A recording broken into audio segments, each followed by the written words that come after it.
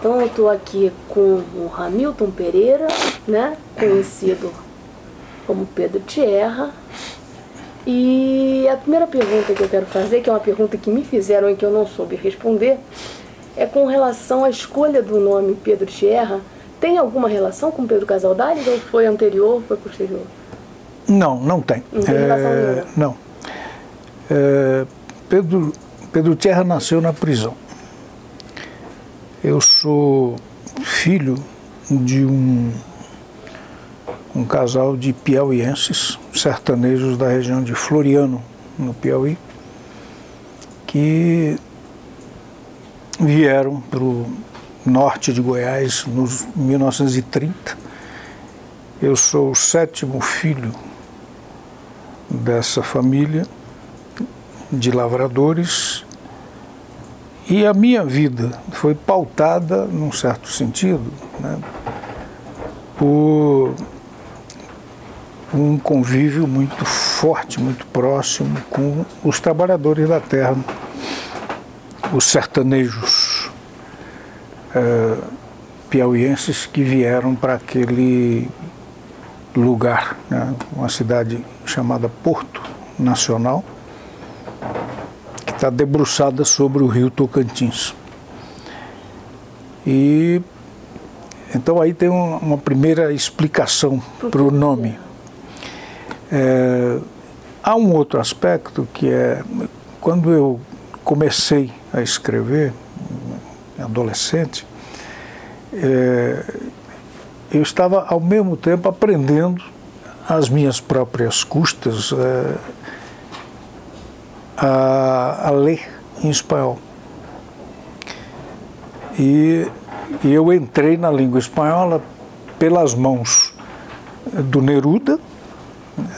Havia sido publicado naquele período uma antologia de poemas bilíngue que me facilitou muito o aprendizado, né, da língua. Por quê? Porque eu sempre cultivei uma paixão por tudo que diz respeito à América Latina. Então, o nome, ele sintetiza duas coisas. Pedro, porque da mesma forma se fala, se diz em português e em espanhol. E tierra, exatamente para estabelecer o laço entre o que eu escrevia, o que eu escrevo, e essa paixão pela América de língua espanhola. Como é mais do que um nome, é um programa. É um programa. É um programa. Já notei. É um programa. Como é que você conheceu o Pedro Casaldáliga?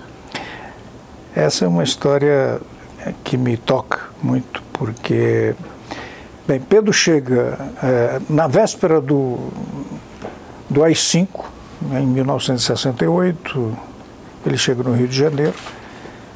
Na verdade, o destino dele inicial não era o Brasil, depois é que se tornou. Ele faz o curso lá em Petrópolis, né, que é o curso de acolhimento, né, dos frades que chegavam ao país vindo de outras igrejas. E ele se desloca para São Félix do Araguaia, que é uma região mais ou menos próxima da região que eu nasci. A rigor, dentro da estrutura da Igreja Católica, a prelazia de São Félix em algum momento fez parte da Diocese de Porto Nacional, que é uma das mais antigas da região, ao lado de Conceição do Araguaia, que é uma terra de dominicanos. Os dominicanos é que foram os elementos civilizatórios daquela região ao longo do século XX. Para você ter uma ideia, o primeiro colégio de freiras do norte de Goiás foi fundado em Porto Nacional em 1904. Então, era uma sólida base da Igreja Católica para a formação dos filhos, particularmente das filhas, né, das oligarquias locais, né, dos fazendeiros e tal. Bem, Pedro foi para São Félix em 1972 ele foi feito bispo, vizinho do bispo, vizinho amazônico. Porque vizinho amazônico um dos meus patrões falou assim, lá de Goiânia para São Félix é 300 quilômetros. Eu falei, 300 quilômetros só até Barra do Garças. Se você for pelo chão. Então, que àquela época era o bispo dominicano, né, Dom Celso Pereira de Almeida.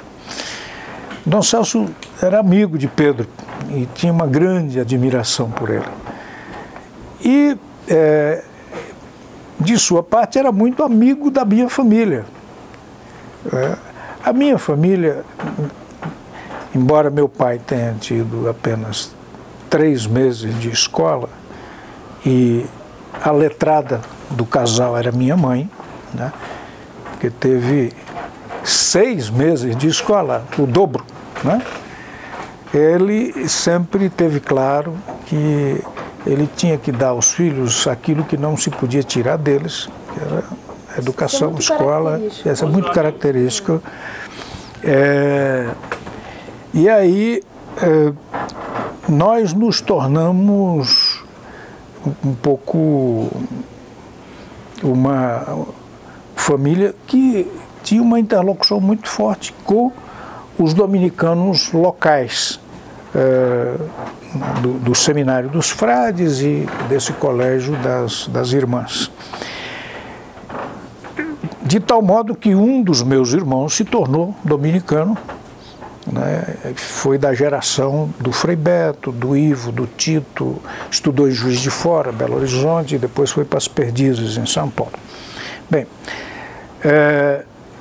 isso nos traz para perto de uma figura que foi muito marcante na vida de todos nós, que se chamava Tomás Balduino, dominicano também, e que teve uma incidência muito forte também na vida do Pedro. Tomás, por onde andou, sempre teve uma incidência muito forte, né, na vida das pessoas, era uma presença muito forte. Bem, e por essa razão o Dom Celso deu a notícia para o Pedro de que tem uma família em Porto Nacional que tem essa peculiaridade, né? O irmão mais velho foi prefeito da cidade, era identificado com o Jango, quando era prefeito, quando houve o golpe, ele foi deposto. O pai sempre foi ligado às lutas em defesa dos poceiros, piauienses e não piauienses que chegavam à região, e ele orientava as pessoas, aquela terra é devoluta, aquela terra foi grilada, você pode ocupar que a gente segura.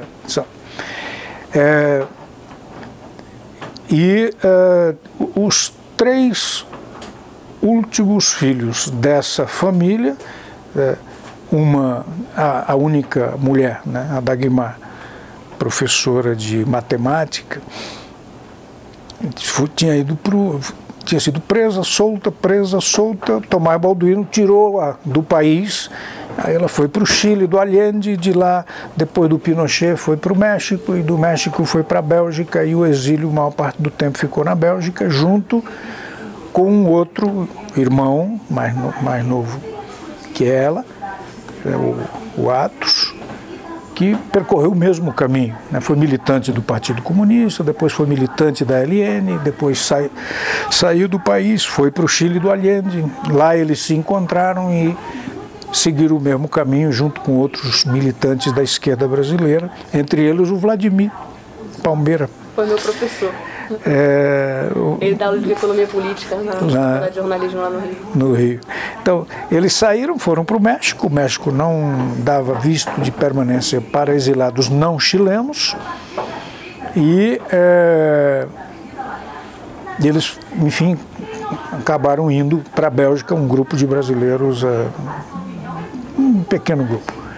Bem, e eu, que sou o filho mais novo dessa família, me encontrava, naquele momento, preso no Carandiru, em São Paulo, quando ocorreu a tradicional reunião dos bispos em Itaici, sim, na Assembleia da CNBB. E o Pedro pediu essas indicações para o Dom Celso e disse assim, eu vou visitá-lo. Então, eu, pelas distâncias e pela pobreza, eu não recebia visitas regulares. Recebia, de vez em quando, a visita do meu irmão, frade, né, dominicano. É vivo ainda? Não, já é falecido, Ayrton. E ele, num sábado de visita, eu não tinha descido para a visita, que era até possível descer na época. Me chega o carcereiro e diz assim, tem uma pessoa querendo conversar com o senhor, veio visitá-lo. Imaginei que fosse meu irmão, né? Não era. Então eu cheguei e estava lá Pedro e disse, eu sou Pedro Casaldáliga, eu conheço... Você não conhecia de nome? Só de nome. Eu sou Pedro Casaldáliga, eu li os poemas que você escreveu e eu vim aqui visitá-lo. A partir daquele momento, nós viramos amigos de infância. Sim. Aí foi um sábado absolutamente inesquecível. Nós conversamos muito e ele se dispôs a fazer o prefácio desse livro. Que é o poema Poemas do Povo da Noite, que é o livro que foi escrito entre os anos de 1972 e 1977. E Pedro, além disso, de fazer o prefácio, ele fez a tradução para o espanhol. Para o espanhol. E a primeira edição completa, né, desse livro foi a edição publicada por Sigme, a editora lá de Salamanca. E nós nos despedimos ali e ele voltou uma vez ainda, provavelmente no ano seguinte, né, em que também ocorre uma coisa também muito bonita, um fato, que eu tenho até um texto, depois eu posso mandar para você, que se chama Um Par de Sandálias para o Peregrino. Nós tínhamos a possibilidade de fazer artesanato na prisão, um grupo de 42 presos, que nós nos encontrávamos no pavilhão 5 do Carandiru.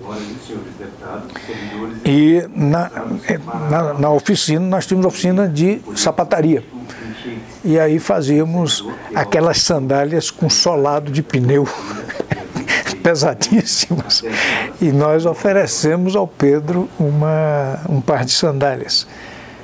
Aí o conjunto dos presos políticos de São Paulo, né? A partir daí, nós mantivemos um certo contato, né? Haverá um momento forte, que foi por ocasião do assassinato do padre João Bosco Burnier, em 1976, no mês de outubro. Que dizem que foi praticamente no lugar dele, né? Seguramente, né, quer dizer, o Ezi Ramalho Feitosa, o policial que atirou no padre, pensou que estava atirando no bispo. E eu escrevi um poema para o padre João Bosco, que está incluído aqui, em que, entre outras coisas, diz: viste a morte, e a morte era apenas um homem sem sonhos. Pedro socorreu João Bosco, né, veio para o Ribeirão Bonito, né, que hoje é Ribeirão Cascalheira, o avião que levou o padre João Bosco, mas já não tinha mais nenhuma condição de sobrevivência. E ele foi levado, né, para Goiânia. E aquele ano foi um ano muito violento. A morte do padre João Bosco ocorreu em outubro e ocorreu numa circunstância em que ambos, né, entraram na delegacia de polícia para ver se conseguiam cessar as sessões de tortura que eram submetidas a duas mulheres do povo dali, né? Mas tem uma foto do Pedro com essas mulheres. E já em julho, né, ocorrera o assassinato do padre Rodolfo Lunkenbein na aldeia de Meruri, né, lá dos Bororo, o que mostra, quer dizer, havia uma situação já, digamos, no declínio, né, da ditadura, em que houve um acirramento muito grande, né, dos conflitos, particularmente envolvendo poceiros e índios. E Pedro era, digamos, um alvo permanente, né, porque, né, você me contou há pouco que era entre as 26 pessoas, ele era o único estrangeiro, mas é mais brasileiros, né? E houve um fato, provavelmente alguém já contou para você, houve uma CPI da Terra aqui na Câmara, em que ele foi interpelado pelo então deputado Siqueira Campos, que naquela época era porta-voz do Silvio Frota, que era um general, né, comandante do Exército, que achava que o general Geisel era comunista. Então, imagina, né? E o Siqueira Campos era o porta-voz dentro do parlamento desse cidadão. E interpelado, né, por Siqueira Campos, que perguntou a ele, mas o que tem a ver, primeiro, um bispo a ver com conflito de terra, segundo, um bispo estrangeiro. E o Pedro deu a resposta cabal, né? Falou assim: deputado, eu já fui naturalizado pela malária. Pedro, ponto, acabou. Quer dizer, era uma resposta definitiva. Né? Essa história não tinha me contado, não. Então, o Siqueira Campos, que virou depois, né, o imperador do Tocantins. Eu queria que você falasse um pouco da missa da Terra Sem Males. Sim. E da missa dos Quilombos. Bem, então nós vamos remontar então para 1977. Eu cumpri a pena que eu havia sido condenado, 2 anos depois de preso, eu fui condenado a 12 anos de prisão pela 2ª Auditoria Militar da 2ª Região de São Paulo. E há uma pena que extrapolava, né, inclusive o próprio decreto, né, 898, a Lei de Segurança Nacional da época, que estipulava a pena máxima para o artigo, né, 25, que era uma pena de 5 anos. O juiz, que era um militante de direita ligado à TFP, Nelson da Silva Machado Guimarães, me condenou a 12 anos. E juntou a isso um expediente que se chamava medida de segurança e que permitia ou atribuía ao juiz que deu a sentença a aplicação da pena, ou seja, estabelecer quando o condenado estava apto a voltar ao convívio social. Então, o Nelson me aplicou essa pena de 12 anos, eu recorri ao Superior Tribunal Militar e o STM reduziu a pena para 5 anos. Então, o Nelson me negou o direito a condicional, eu era preso primário, teria, portanto, possibilidade de ter saído com 2 anos e meio. Cumpri os 5 e voltei para Porto Nacional para rever meus pais. fui acolhido no convento das Perdizes, em São Paulo, dos dominicanos, por meu irmão, que morava lá, era o convento onde ele vivia. E aí é uma coincidência muito benéfica, né? Tomás Balduino estava passando por lá. E eu tinha vivido um momento muito singular, alguns meses antes, no final de 76, quando um democrata muito conhecido no Brasil, chamado Erasmo Dias, secretário de Segurança do Estado de São Paulo, golpista de primeira hora em 64 e tal, ele tinha aprendido a minha correspondência com o Dom Tomás e com o Pedro. E essa correspondência foi publicada nos jornais, no Estadão, na Veja, não sei aonde, várias publicações, Jornal do Brasil e tal. E o Tomás, nesse reencontro, ele me convida. Ele falou assim: você já arrumou emprego? Eu falei: não, eu estou procurando um, porque quem está na minha situação, saindo da cadeia, não encontra emprego fácil. Ele falou assim: eu tenho um emprego para você, se você quiser trabalhar comigo. Ele era, então, o presidente do Conselho Indigenista Missionário, né, o CIMI. Eu preciso de alguém que saiba escrever.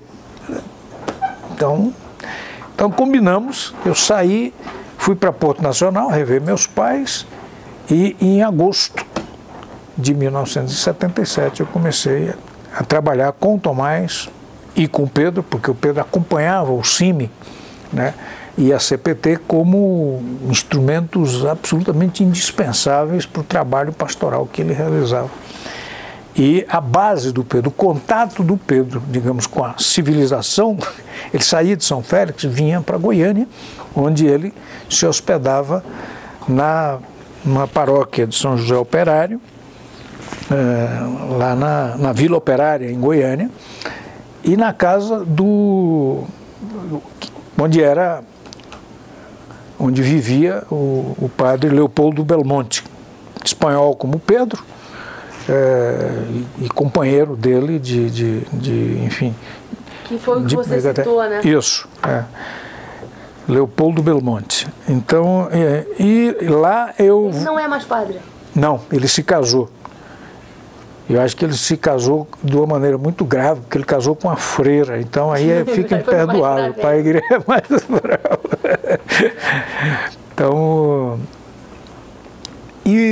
Então eu passo a trabalhar junto com Antônio Carlos Moura,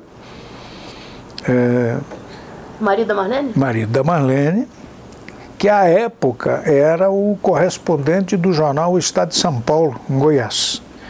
E, ao mesmo tempo, né, como você, jornalista, ele era um dos mais importantes promotores do jornal Movimento, né, que era, entre os jornais da imprensa alternativa, um dos mais expressivos, né, da resistência à ditadura.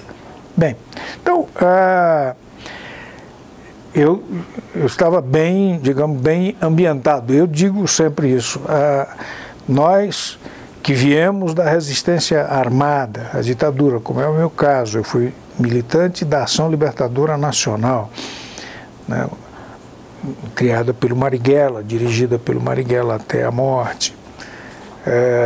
Só um comentário. Um dos entrevistados desse meu livro da ditadura é o Carlos Eugênio Paz. Sim, o Clemente. Que é o único dos comandantes vivos, né? Ainda que conseguiram sobreviver, né? Então, eu vim dessa geração, né, e nós estávamos vivendo naquela época, a meu juízo, no mais fecundo momento que a Igreja Católica viveu no Brasil em 500 anos de história, do ponto de vista da identificação da Igreja com as camadas populares. Teologia da libertação, né? Ancorada na teologia da libertação, agora, particularmente, porque isso, eu acho que só a teologia da libertação foi capaz de permitir isso, né?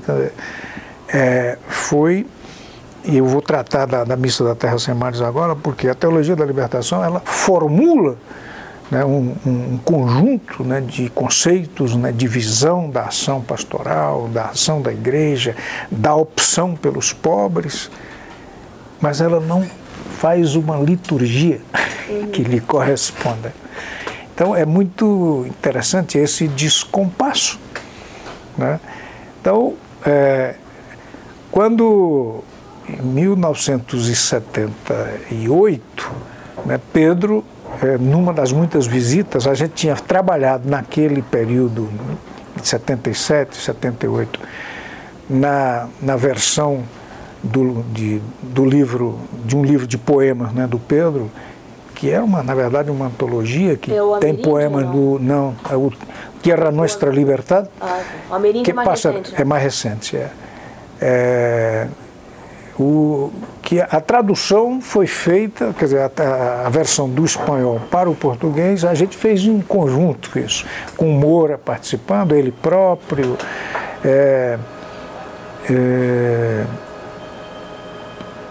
e o Pedro produziu naquele momento, e é importante que a gente tenha isso claro, a nossa ação, seja no CIMI, seja na CPT, seja a ação do Pedro na prelazia, ela era de alta sensibilidade política, porque tocava numa realidade muito conflitiva, ainda dentro dos marcos, né, e da ferocidade, né, da ditadura. Bom lembrar que ainda em 76 ocorreu o massacre da Lapa, que foi uma carnificina, não é? Lá em São Paulo. E naquele período, né, o cálculo que a CPT começa a fazer é de que a cada 3 dias, né, morria assassinado um dirigente sindical, um líder de poceiro, uma freira, um padre, um advogado, enfim. Quer dizer, é esse quadro que a gente vivia no país. E as populações indígenas vivendo uma pressão extraordinária sobre suas terras, de modo que o então ministro do interior, né, move uma campanha que se chamou a campanha pela emancipação dos índios. Isso, nós, quando, qual era o objetivo do Rangel Reis? Eu digo o Rangel Reis para que você se lembre, porque poucas pessoas se lembrarão desse ministro, né? Mas ele afirmava na imprensa do interior. O objetivo era, ele dizia assim aos jornais: daqui a 15 anos nós não teremos mais índios no Brasil. Todos estarão emancipados. E nós cunhamos uma contra-campanha em que a gente dizia que a emancipação que o Rangel Reis oferecia, a rigor, era a emancipação das terras dos índios e não das populações indígenas. Bem, naquele período, os dados da FUNAI provavelmente vão dar notícia da existência de 220, 250 mil índios no Brasil. Hoje, são quase 700 mil. Todo mundo no Brasil sabe da existência dos índios e poucas pessoas se lembrarão da existência do Rangel Reis. Bem, isso... Eu mesmo confesso que nunca tinha ouvido falar o nome dele. Então, sinceramente, nós não é falado. Naquele ano, durante essa campanha, Pedro produz um poema muito forte, né, muito marcante, que chama Proclama Indígena. É um libelo, né, em defesa dos índios, né, em defesa das terras dos índios. Está em algum dos livros dele? Deve estar. Né? Deve estar, porque é um poema longo. Como é o nome? Proclama Indígena. Tá? É grande, né? É um poema narrativo, um poema grande. Né? E nós fomos Pedro e eu, entre outros, né, fomos para a região lá para São Miguel das Missões, no Rio Grande do Sul, onde, numa cerimônia em que o Pedro leu esse poema. O Pedro tinha, nesse momento, uma audiência grande, felizmente, para os poceiros, felizmente para as populações indígenas, felizmente para o pessoal da periferia, e ele tinha se convertido numa referência quase que obrigatória das questões sociais no Brasil, uma pessoa que concentrava em si pela capacidade verbal, mas sobretudo pelo testemunho, porque, enfim, você conheceu em São Félix o Palácio do Bispo. É um palácio. Palácio, né? Quer dizer, e sempre de portas abertas, né? Um palácio que não tem porta. Palácio que não tem porta. Né? Quer dizer, o quarto de dormir é defendido por uma cortina. Eu postei, eu tirei foto da casa. É assim. E botei na internet e as pessoas... Meu Deus do céu, o Palácio Episcopal. É o Palácio Episcopal, né? Bem, então, Pedro, nessa viagem, a gente saiu de Porto Alegre, de ônibus, e fomos até São Miguel. No retorno, né, ainda embalados, né, pelo sentimento muito forte, muito significativo, muito simbólico, né, porque nós estávamos ali em território guarani, né, diante das ruínas de uma experiência fantástica que foi a República dos Guaranis, né, com os jesuítas, naquela região de fronteira onde se cruzam. Você não tem muito como definir o que era o território indígena, o território dos portugueses, o território dos espanhóis. E eu até disse isso para o Pedro, que num certo sentido, o povo guarani é um povo aliança, porque ele está nos dois, nos territórios conquistados pelos espanhóis e pelos portugueses, e ele está no meio dessa disputa, desse confronto entre os dois. Bem, e o Pedro diz, por que nós não escrevemos juntos uma missa para a gente fazer a defesa dos índios? Falou assim, ó, quem entende de missa aqui nessa dupla é você. Você que é bispo. Você que é bispo, você que celebra. Eu sou até comunista. Então, eu lido com a história. Você é ateu? Não, não sou ateu. Eu não me defino como ateu, porque eu acho que ateu é uma forma de religião, com um sinal trocado. Não deixa de ser. Eu sou agnóstico. Né? Mas é assim. Mas, quer dizer, eu tenho a convicção, né, de que não se pode transformar a sociedade brasileira e dialogar com o povo brasileiro sem lidar com um elemento religioso popular. É impossível. É cultural. É cultural. Quer dizer, é impossível você estabelecer um diálogo aberto com as pessoas que não seja mediado por essa apreensão do mundo, que é a cultura do catolicismo popular no Brasil, e não só do catolicismo popular, mas de outras religiões, enfim, né, que são professadas, né, pelas populações pobres do país. Então, ele falou, não, mas é isso, você cuida da história e eu cuido da liturgia. Então aí entra aquele aspecto que eu te falava. A Teologia da Libertação não tinha elaborado uma liturgia a rigor. E a Missa da Terra Sem Males, sem ter evidentemente essa pretensão, mas ela dá uma contribuição ao que eu chamaria de uma liturgia da Teologia da Libertação.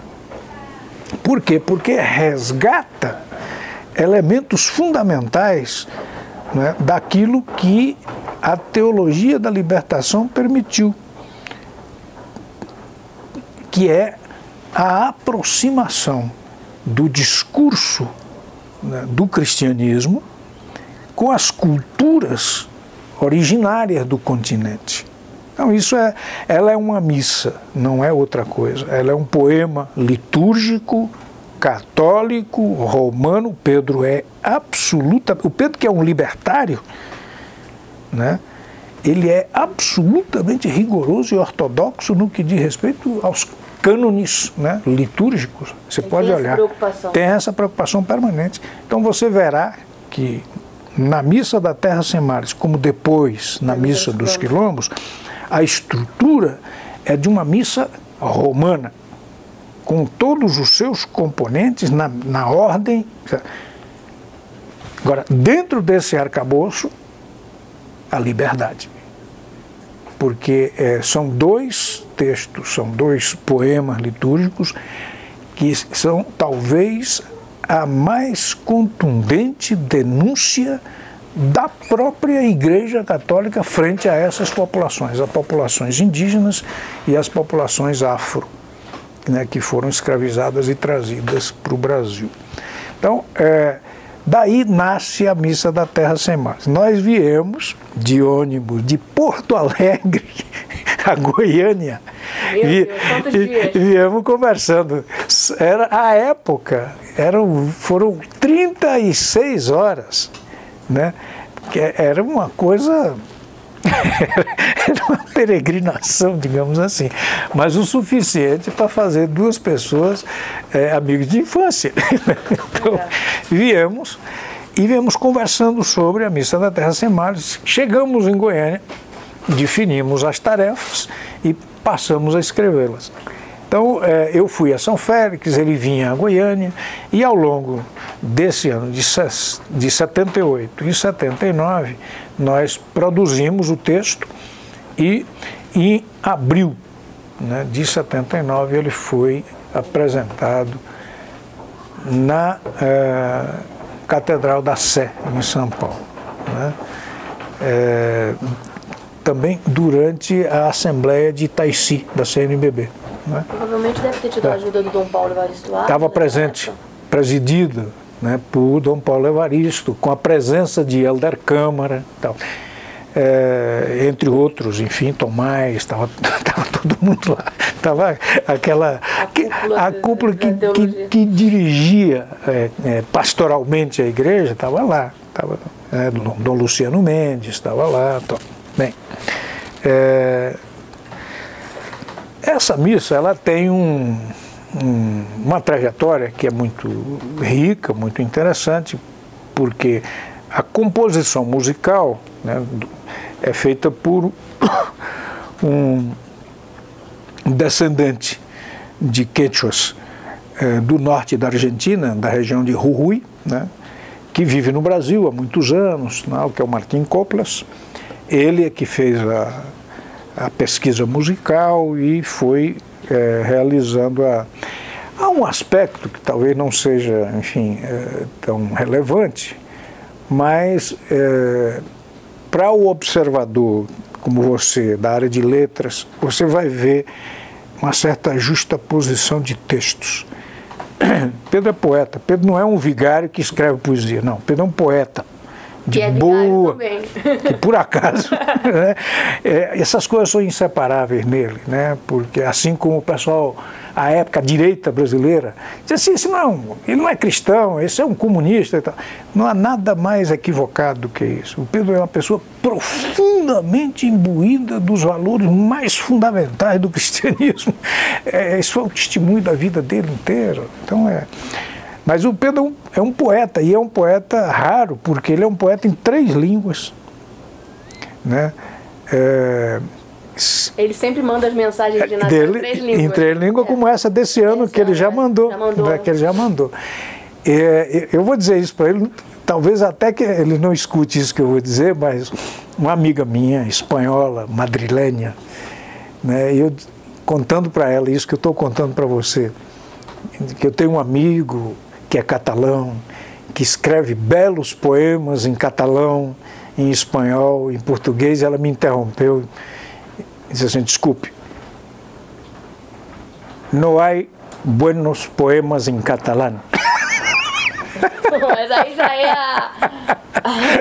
a briga pessoal lá dos espanhóis com os catalães. Então, quer dizer, Pedro escreve, então,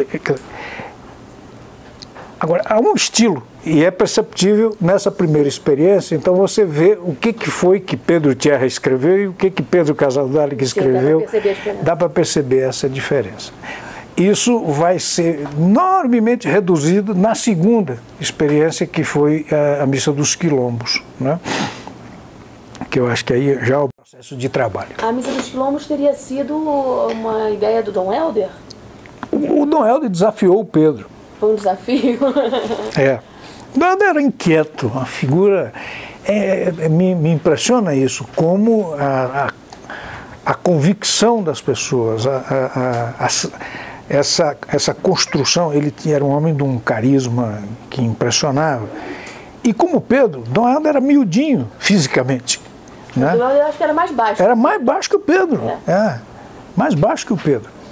E nós dizíamos que o Pedro, isso foi uma criação do Fernando Brant, né? Dizia que ele tinha uma arquitetura de passarinho, né? Que o Pedro. O Dom Helder era miudinho, mas quando ele começava a falar, ele virava um gigante.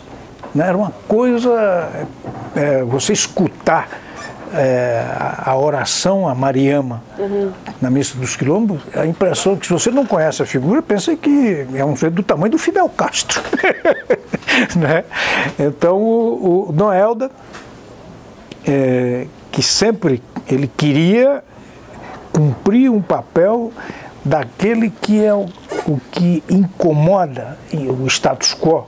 Então ele disse assim: ótimo que vocês fizeram a missa dos índios. Agora faz os Agora é preciso fazer a dos negros. Quando o Pedro me disse, falou assim, ó, o Dom Helder tá dizendo que nós precisamos fazer agora a missa dos negros. O que você acha? Eu falei, bom, primeiro, que eu topo. Segundo, que vai ser muito mais difícil, porque vai ser muito mais difícil para a Igreja Católica absorver a crítica que nós vamos fazer, né, com relação à ação delas frente às populações negras do Brasil, do que com relação aos índios. Porque, a rigor, a Igreja Católica, com toda a tragédia que ela, historicamente, foi responsável, né, no sentido da evangelização das populações indígenas, ou seja, ela matou a alma dos índios, a cultura dos índios, mas salvou a vida física deles. E já os negros? Não, com relação aos negros, o maior intelectual católico do Ocidente, que foi o Padre Vieira, naquele momento, ele dava a justificativa, né, para salvar a vida dos índios. Nós precisamos de Angola. Não existe o Brasil sem Angola. Ele justificava a escravidão dos negros. Então é muito mais complexa a tarefa, né, de escrever a Missa dos Quilombos. Ela confirma isso que você está dizendo. Eu tive a honra lá em Belo Horizonte de entrevistar o Dom José Maria Pires. Ah, que bom! Que ótimo! Né? Dom José está com 96 anos, muito lúcido, muito bem de saúde, melhor que a gente, andando. Que ótimo! E olha, uma benção. Ele, como você sabe, é aposentado como arcebispo emérito da Paraíba, só que como ele é mineiro, ele foi para Belo Horizonte viver a aposentadoria dele. Ele está morando num retiro para jesuítas, ele não é jesuíta, mas fez um acerto lá e está morando lá. E foi uma entrevista fantástica. E ele me fala exatamente o que você está falando, né? Quanto foi difícil para a Igreja Católica aceitar a Missa dos Quilombos. A Missa dos Quilombos, né? E que ele presidiu, inclusive. Foi ele que fez, ele presidiu a primeira celebração, né? Lá na Praça do Carmo, no Largo do Carmo, no Recife, em 1981. Então, no 22 de novembro, né? Não foi no 20. No 20 nós estamos lá na Serra da Barriga. Esse desafio, né, ele ganha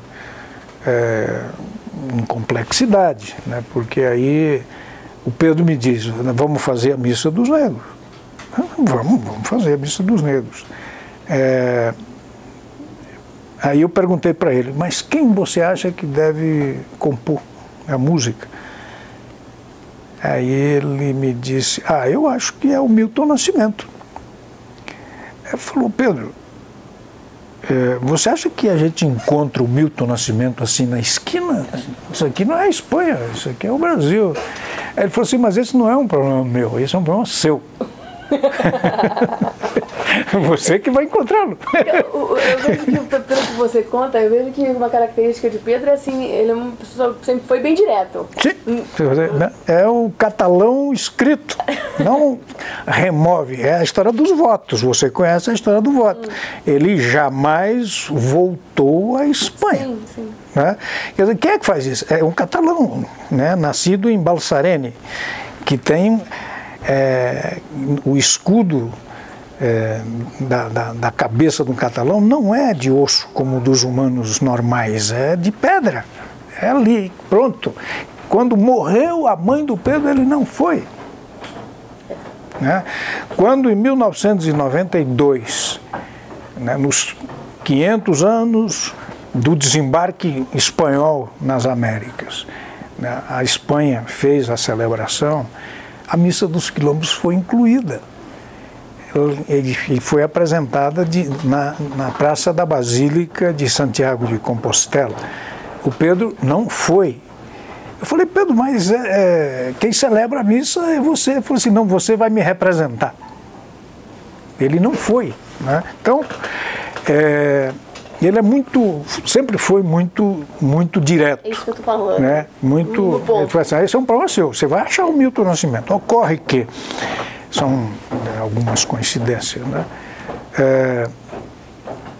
Eu fui procurar o Milton Nascimento, mas havia um outro elemento. O Milton Nascimento tinha posto no LP Sentinela versos do Pedro na capa, ou seja, o Milton estava procurando o Pedro. Então eles estavam se procurando. Eles estavam procurando.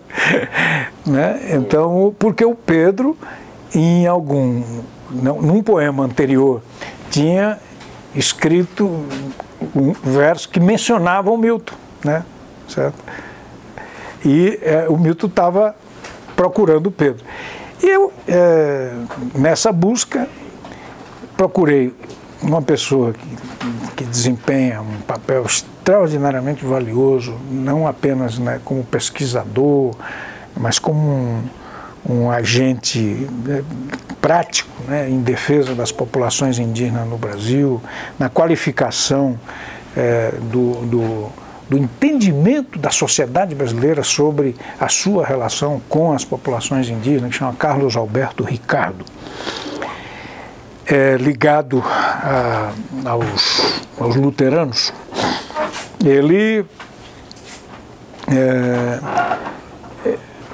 fazia naquela época o levantamento, né, que foi a pesquisa sobre a situação, àquela época, atual das populações indígenas no Brasil por meio de um instituto que era o CEDI, né, que funcionava lá em Higienópolis, lá na capital, em São Paulo, que era o Centro Ecumênico de Documentação e Informação. O Beto Ricardo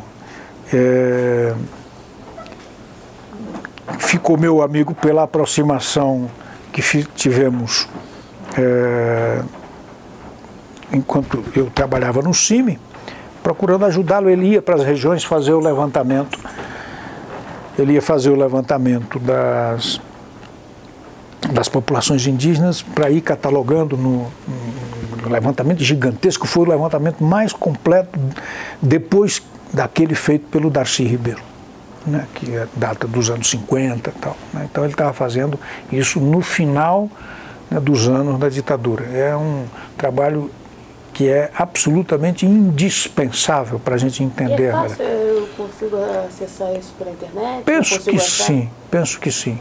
Eu acho que você terá, seja por meio da própria FUNAI, né, seja por meio do CIMI, de repente, também você consegue. Né? Aí eu fui procurar o Beto Ricardo, falei assim, Beto, o Pedro me deu essa incumbência, eu preciso de achar o Milton Nascimento. E aí o Beto disse, eu tenho um primo que é amigo do Milton Nascimento. Então falou assim, me ponha em contato com ele. E quem era o primo do Beto Ricardo? uma pessoa que havia sido meu professor de filosofia no curso médio no Colégio Estadual do Paraná, Paulo César Botas, então, que é dominicano. Coincidência, gente. Aí eu me encontrei com o Paulo César e falei assim, não, eu te levo para o Bituca. Então, eu fui apresentado ao Milton com um convite que nós queríamos fazer. O Pedro queria conhecê-lo, mas tinha uma proposta para apresentar a ele. E nós queríamos mostrar para ele a Missa da Terra Sem Males. Então, nós convidamos o Milton, ele veio a Goiânia e assistiu à apresentação da Missa da Terra Sem Males. Uma apresentação muito bonita, realizada num ginásio. E nós ficamos 2 ou 3 dias num centro de treinamento conversando sobre o que seria a Missa dos Quilombos. Ali nasce, então, o projeto, né, da missa. Então eu fiquei encarregado, né, do texto junto com o Pedro e a gente depois apresentaria para o Milton o resultado do trabalho. Isso levou 1 ano e meio. A gente ia e vinha no mesmo sistema.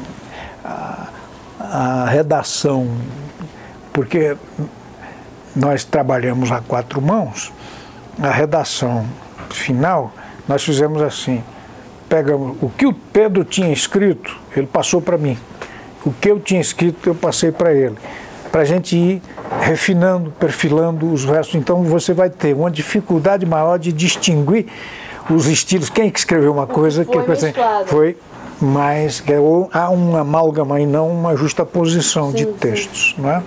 Nós escrevemos em Taici, né? Você imagina, né? Um socialista agnóstico, ali trabalhando no Colégio dos Jesuítas, né? Em Itaici durante mais ou menos uns 3 ou 4 dias, uma semana, uma coisa assim, né? Numa missa católica. Então fizemos a apresentação, quer dizer, juntamos os textos, chegamos à redação final e ele falou assim, agora você leva para o Milton. Milton morava em Belo Horizonte à época, né? E eu peguei o ônibus em Goiânia e fui para Belo Horizonte com os textos, né? Quando eu apresentei para o Milton os textos, ele levou um susto.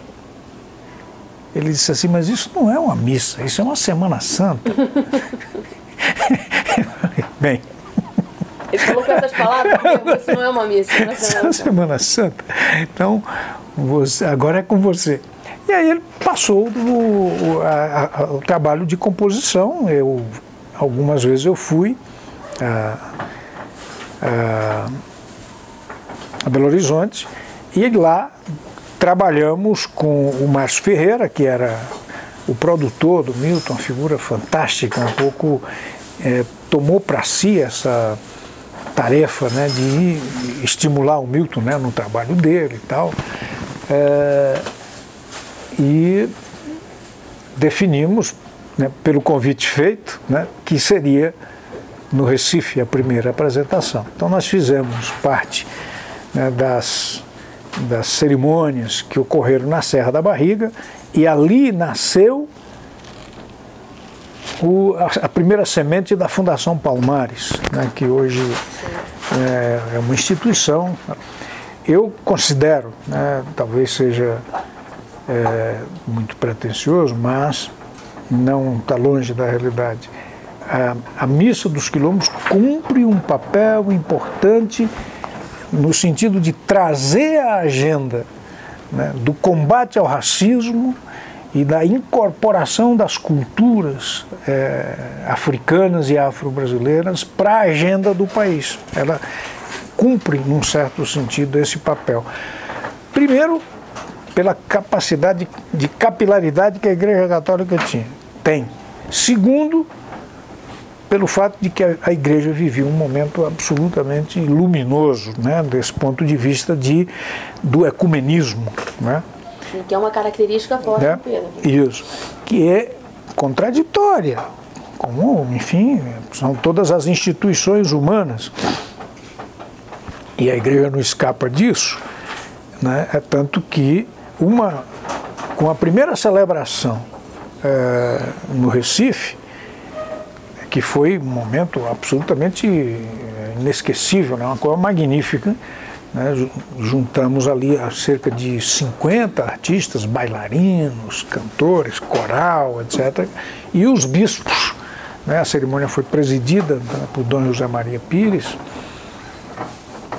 que fez uma homilia inesquecível, né? Ali são dois momentos, né? A homilia de Dom José Maria Pires e começa "Pretos, meus irmãos", e a louvação a Mariama do Dom Helder, né? Que também é uma coisa impressionante, né? Então, e sob um clima, a direita pichou os cartazes, né, da missa, naquele cartaz vermelho, né, em que é uma mão num punho negro empunhando a cruz. Que é a capa do LP, né? Que é a capa do LP, exatamente. Aquela mão é a mão do Milton. É a mão do Milton mesmo? Não sabia. É a mão do Milton. Aquela fotografia é do Márcio, né? Depois houve manifestações variadas, né, pela imprensa, né, um combate muito sistemático, digamos assim, né, inclusive de setores de dentro, né, da igreja. De tal modo que, um certo tempo depois, chega uma interpelação da Cúria, né, da Sagrada Congregação da Doutrina da Fé, assinada por um cardeal chamado Giuseppe Casoria, que era subordinado de um outro cardeal chamado Ratzinger. Bento XVI. Bento século XVI. Então, nós vimos que a missa dos quilombos é proibida como celebração eucarística, né? Então, no entanto, quer dizer, o povo tem sua sabedoria, né? A missa recebeu múltiplas versões, ela foi apropriada, né, pelo catolicismo popular, pelas comunidades de base. Então, isso não se detém, isso é uma coisa... Então, essa proibição, né, por parte, né, da Cúria, a meu juízo, acabou por valorizar a missa como um instrumento para colocar o tema, né, do combate ao racismo, da intolerância, da discriminação racial, etc., na pauta da sociedade brasileira. Eu desconfio que muitas vezes as proibições acabam valorizando aquilo que estão tentando proibir. Isso é mais ou menos corriqueiro na história isso, né?